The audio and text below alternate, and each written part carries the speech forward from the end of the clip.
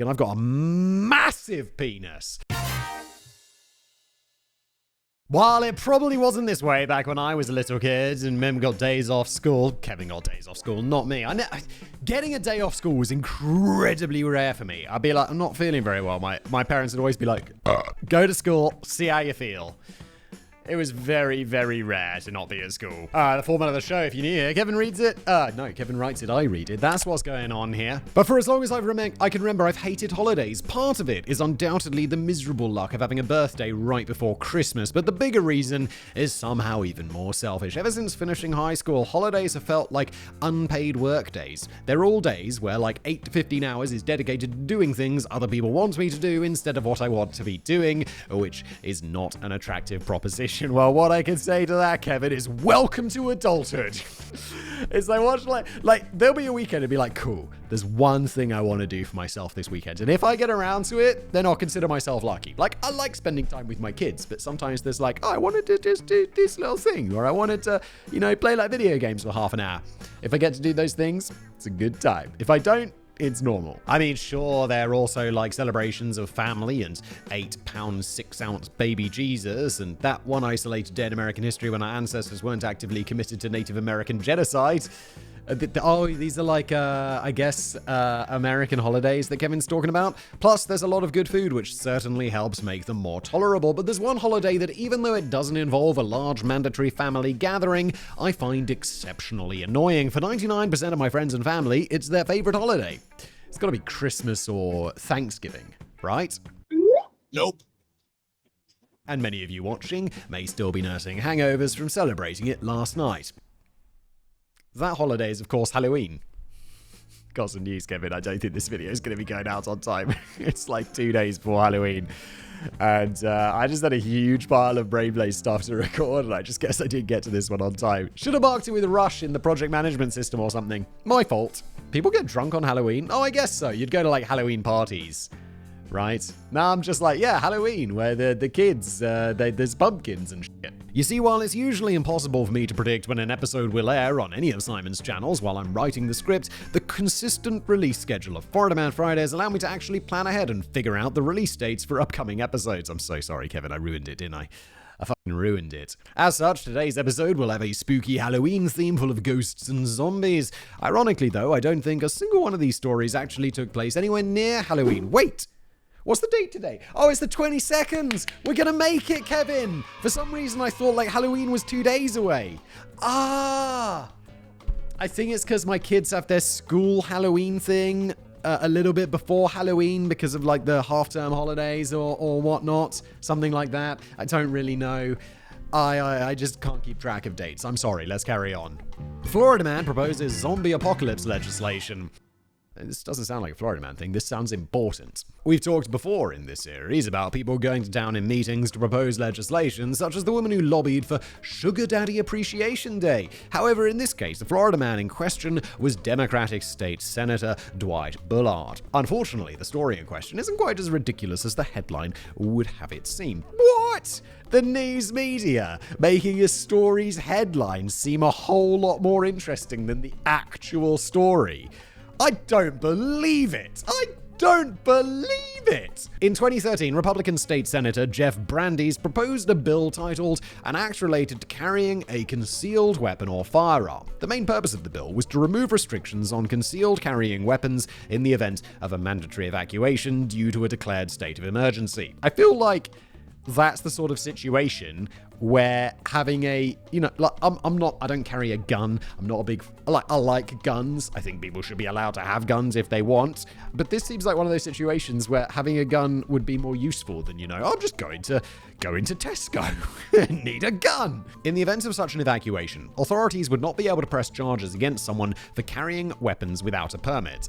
No. You need a permit. You should always have a permit. I'm not against guns, but a permit means a background check and to make sure you're not a criminal or insane or something like that. I think that's pretty important. Yep.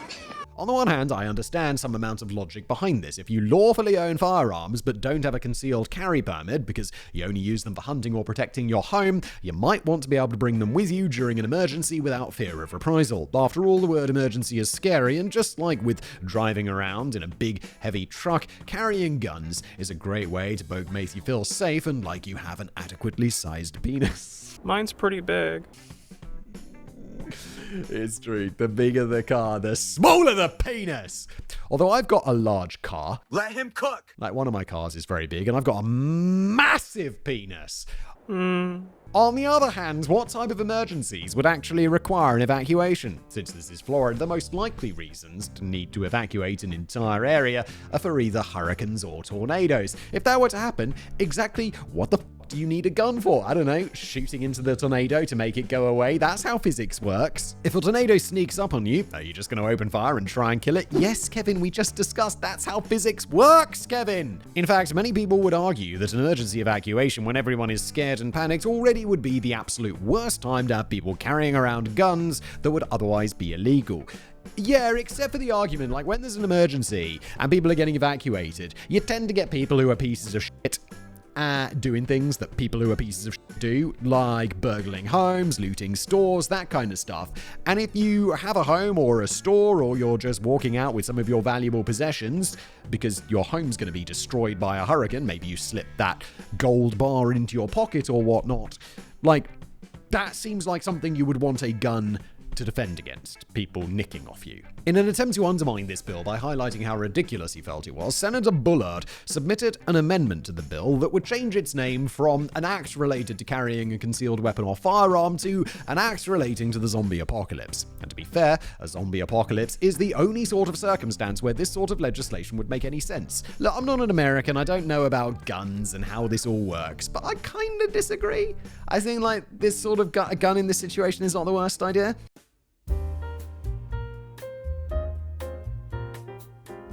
People are going to be like, oh, Simon, I can't believe you're so pro. I'm not. I'm just trying to look at the, bare logic of it. That's all I'm trying to do here. Unsurprisingly, the bill did not pass with or without amendment. Then again, this is Florida, so even if it had passed, it still wouldn't have been a surprise either. Also, while I rhetorically asked people if they were going to open fire on storms as a joke, it turns out that the answer is actually yes, as we know, Kevin, because that's how physics works. People trying to scare hurricanes into turning around by shooting at them is enough of a problem that Florida sheriffs have to release statements on an annual basis instructing civilians not to do this. I didn't know about this. That's where I first got the joke from, because people were actually shooting into the storm. But I think they said it was like to release their frustration at the storm or whatever. But, you know, the better headline is people shoot into storms to make them go away. Because, again, it's really shocking. But sometimes the media will lead a story with a title that doesn't exactly reflect the contents, and it is shocking, I know. Florida ghost breaks into house during family dinner. It was early June in 2023 in Fort Myers. Brian McCaslin was sitting down for a normal dinner with his two daughters when suddenly they heard a noise from the front of the house.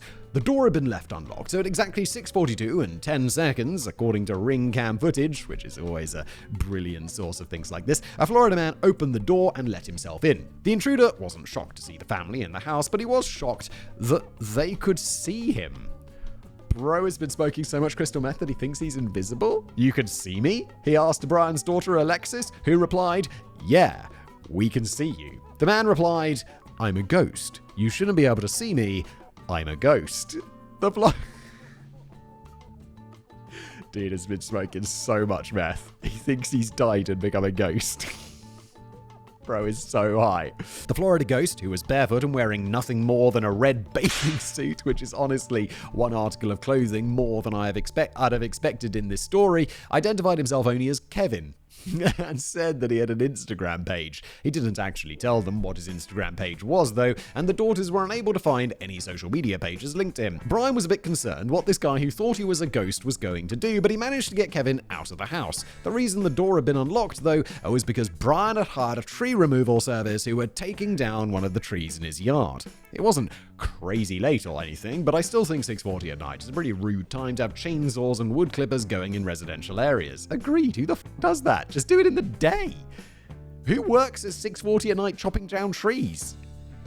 That's weird. Regardless, either the door was unlocked so the workers could use the bathroom if needed, or just because Brian expected to have to go talk to them once they finished. The important thing, though, is that they weren't finished. So when Kevin left the house, he immediately ran to one of their trucks and locked himself inside it. This didn't last long, though, and eventually the workers were able to convince him to get out of the truck. Once he did, he began running down the street and vanished into the night, never to be seen again. To the best of my knowledge, he was never located and apprehended despite the ring cam footage of him entering the house being broadcast on the news. So perhaps he really was a ghost. I was just going to say, sounds like a true ghost story to me, Kevin.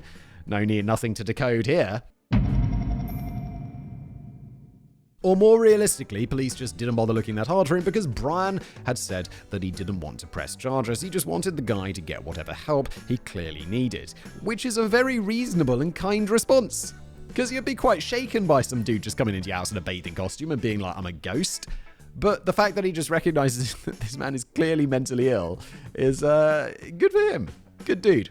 Florida man breaks jail TV on orders of ghost. Okay, I guess I was mistaken in the introduction because this story actually happened a week before Halloween in 2018. Maybe the proximity to Halloween was the inspiration for the cover story. Again, 46-year-old Florida man Vincent Foggy was in the Indian River County Jail for, I'm not quite sure. He has a long rap sheet, so it's hard to say which of his many crimes he was being held in custody for at this time or for how long it was. It was jail, not prison, so it shouldn't have been that long of a sentence. Right, I recently learned that. 肩に力を伝えて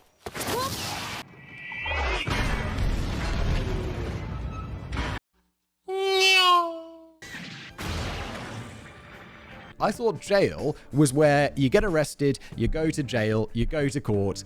If you're guilty, you go to prison. But apparently jail is also for shorter sentences. Who knew? I guess everyone in America, but I just found this out.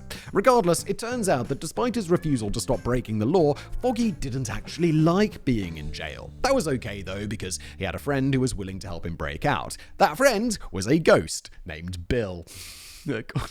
What the fuck? According to Foggy, Bill told him that all he had to do to get out of jail was swing a broom at the TV, so that's what he did. I mean, this does sound like you're going to get out of jail, and you're going to go immediately to a mental hospital for treatment, because ghosts aren't real. Although they did get you out of prison, maybe. Sorry, jail. Foggy was caught on CCTV grabbing the broom and swinging the handle at the TV, causing $300 in damage and earning himself a charge for criminal mischief. And now it's unclear exactly what Foggy and his ghost buddies' plan was here. Did they think that the screen would shatter and reveal a secret passage behind the TV leading out of the jail? Did they think that the guards would be so impressed by his gumption and can-do attitude that they'd just let him go? I have absolutely no clue, because there is no reason. A ghost told him to do it. He's mad. Of course, it's at this point probably worth mentioning that all of Foggy's court records state that he was deemed mentally unfit to stand trial, so it's probably best not to attempt to figure out the logic behind these actions exactly. So, is Indian River County Jail haunted by a mischievous ghost named Bill? Of course not. But did Foggy really believe that he was talking to a ghost? Well, despite clearly having some sort of mental problems that made him unfit for trial, I'm not convinced he did think he saw a ghost. It seems more likely that he's just kind of a dick who liked to break stuff. 4 years later, Foggy found himself locked up in the same jail again. This time he assaulted 3 payphones with a scrub brush because the other inmates were loud and wouldn't let him watch TV when he wanted to. This incident saw Foggy charged again with criminal mischief, the same crime he was already serving a 23-day sentence for. Foggy really doesn't belong in jail. He belongs in hospital, because clearly there's something very wrong with his brain. And he's been deemed unfit to stand trial, so what's he supposed to do? How's he in jail if he's unfit to stand trial? I don't understand American justice system. You're very confusing in so many ways. Daddy, chill. Florida witch steals over $100,000 from gullible idiots. I know we're not supposed to victim blame and stuff, so perhaps it's inappropriate for me to refer to the victims in this case as gullible idiots, but I have very limited sympathy for the people who fell for this scam. I'm curious to see how much sympathy Simon has for them after going over all the details of what happened. Okay then, Kevin and I have been on different pages for a couple of scripts recently, so let's see. Anyway, it began in December of 2020 with a media blitz. A mysterious woman purchased ads in free Hispanic newspapers on local Hispanic radio stations and placed flyers around Naples, Florida, at places like grocery stores and laundromats. The advertisements were for witchcraft services, and they offered a 100% guarantee to be able to fix any relationship problem. I know people absolutely love being given free unsolicited relationship advice, but I'm going to offer some anyway. If you ever feel that resorting to black magic is the only way to save your relationship, it's safe to say that your relationship is already fucked beyond repair, and it's probably your fault. I don't know if it's probably your fault, but your relationship is fucked. I'm gonna get a witch to fix this. Oh, no. Did you at least try therapy? No. After all, you're the one that's looking for a quick and magical fix to everything rather than just talking to the other person. Back to the scam, though. After a month or so of advertising, it was time for the in-person part of the scam to begin in mid-January of 2021. People made appointments to speak to the Florida witch known only as Rosalia. According to one victim, he arrived at a suite on 6th Avenue where Rosalia performed a tarot reading. The witch sensed something dark in the man's life, but she had a plan to fix it. All he had to do was sleep with 3 eggs under his bed and return to her the next day with those eggs. Where is this scam going? After performing some cute sleight of hand to swap out the eggs, she waved them over his head and opened them up. The first egg contained blood, the second contained needles, and the third contained worms.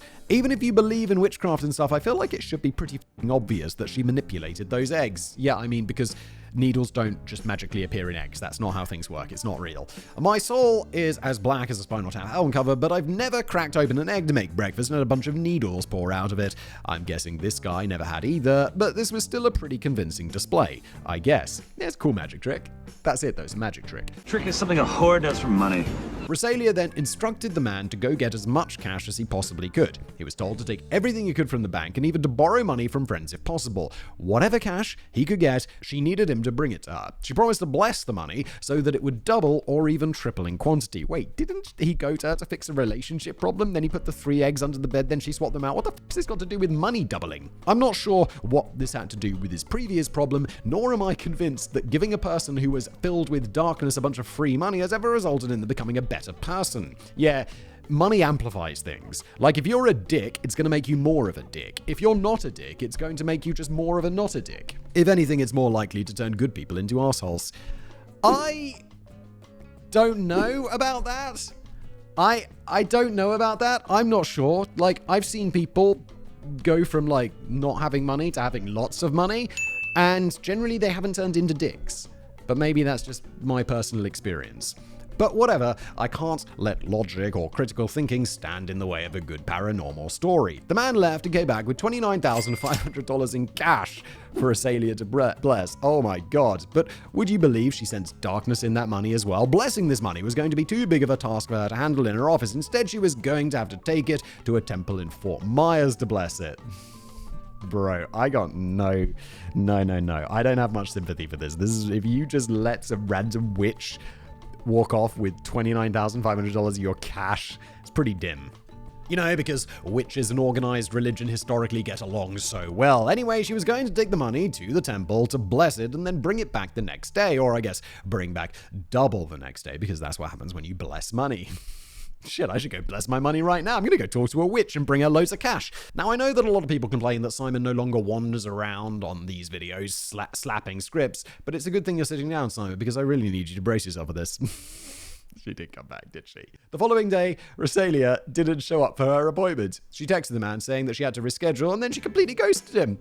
What a shock! I know, right? Who could have possibly predicted that letting a random stranger who claimed to be a servant of the devil drive away with $30,000 of your money would have ended poorly? And yes, I know that was a very reductive and Christocentric way to describe witches, and I look forward to all the essays in the comments trying to educate me about witchcraft, because I'm definitely going to read every word of them. Yeah. By the way, he's not, and neither am I. Because witchcraft's not real. Like, I think, like, people are witches, they say they're witches or whatever, but that's the same way that people say they're like a f***ing Jedi. It's just nonsense. Stop! In total, Rosalia is known to have scammed at least 10 people for over $100,000, but the number could be higher. One person who came forward opted not to make a sworn statement because he didn't want his wife to know he gave a witch $10,000 in an attempt to fix their relationship. I don't know. It's pretty good.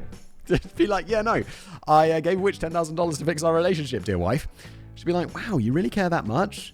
That's really great. Relationship fixed. The witch works. It's possible there were other victims who not only didn't give official statements, but didn't come forward at all. As for Rosalia, as far as I can tell, she was never caught. There were no photos of her, only a police sketch, and she seems to have vanished. Smart lady. Then again, if she had the ability to double a pile of cash just by blessing it, she would have access to literally infinite money and could easily buy off any detective that ever tracked her down anyway. That assumes that all detectives can be bought off. I assume some detectives are just not that into money, because they're detectives.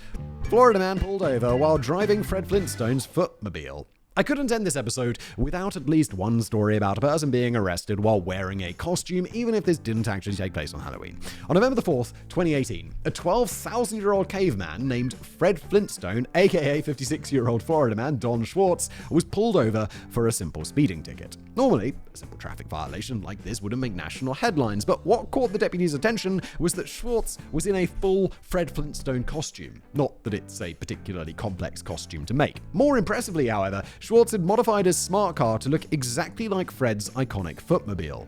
Dude, how dedicated are you to the Flintstones? Yabba dabba doo! That is the Flintstones, right? That's not Scooby-Doo. That's Scooby-Dooby-Doo! Yabba dabba doo! What?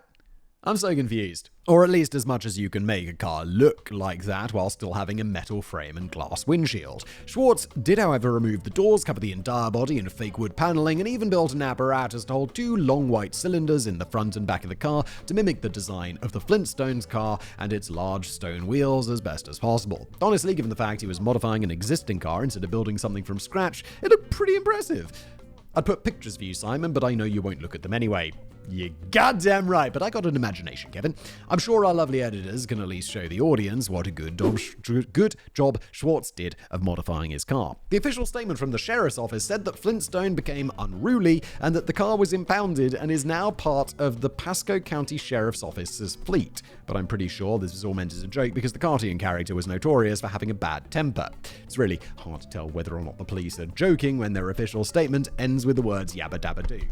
Nailed it. But nobody said Florida was a serious place. After all, this is the same state where Florida man Bill Thatcher was arrested for pretending to be a ghost during a funeral service at a cemetery. Unsurprisingly, he was high on meth. It's always fucking meth, dude. Meth makes people do crazy things. But if our editor could throw his face on the screen now as well, I think we can all agree that he genuinely looks like some sort of ghoulish undead creature. Again, meth. Hell of a drug. That's right, Simon. I'm ending this episode with a slight gag that you can't even see. Cue the awkward outro. Okay. Thanks for watching.